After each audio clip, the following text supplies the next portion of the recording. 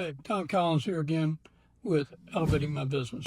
In one of the last videos that I did, I talked about the operator versus the owner versus the operator.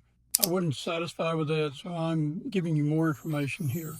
In order to determine whether you're one or the other, then we need some definitions here. And the definitions are going to be attached to the actions that either an operator or an owner does. So the operator, you're in the trenches. You're making day-to-day decisions. You are running the business. The owner works on systems and has strategy and value. So they are the top of the umbrella so that all of the vision and strategy and how the business is essentially operated through the systems, that's what the owner is looking at. The operator is actually in the trenches running the business. So what you've got here, you got a machine. Your business is a machine. It is a money-making machine. We want it to make money. That's why you're in business.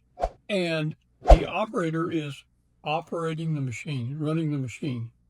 The owner is managing the machine through systems and personnel and well-defined roles. So that's generally the definition of the operator and the owner. So here's another one. Decision flow. As the operator, you're involved in just about every decision, whether it's getting another maintenance guy, you hire them, you interview them, you do everything. You check and make sure all the bills are paid. Then you do that every day. You open up the business with a key and you close the business with a key and you go home.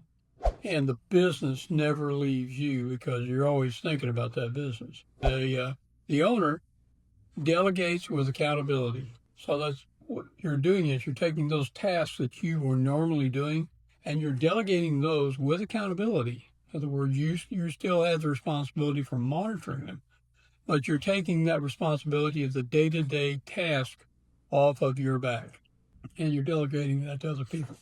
Now, the operator, more than likely, you're the revenue driver. If you're not there, the money doesn't come in because you are a revenue center. Could be a dentist, could be a chiropractor, could be a doctor, it could be a mechanic if you've got your mechanic business. You're actually doing the work. And if you're not there, there's no money that comes into the cash register.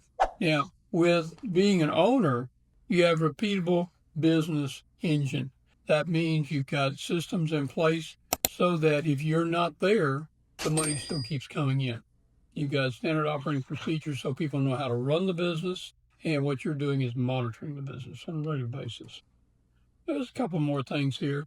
Time away, that's a big one right there. If you're not there, there's no money, which means you can't take a vacation unless you've stored up money in a reserve account somewhere that will cover the business and expenses while you're off, on a 2-week vacation or even a couple of days, because cash flow's still got to be going. The bills have got to still keep being paid. Now, if you're an owner, then you set it up in systems so that you can take off and the business continues to make money for you and make profit.